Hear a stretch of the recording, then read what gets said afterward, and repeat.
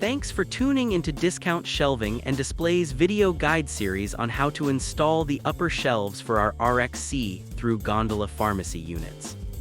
These shelves can be installed in 3 different configurations: flat shelf with lips on all 4 sides, angled shelf with lips on all 4 sides, completely flat shelf with no lips. To install the shelf in a flat position, make sure the front and side lips are facing up. Hold the shelf flat and horizontally. Insert the rear notches into the upright slots, push the shelf all the way in, then press down until the shelf locks securely into place. To install the shelf in an angled position, make sure the front and side lips are facing up.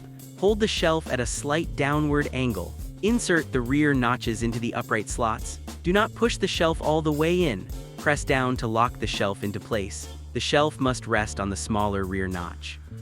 To install the shelf in a completely flat position with no lips, flip the shelf upside down so the front and side lips are facing down. Hold the shelf flat and horizontally.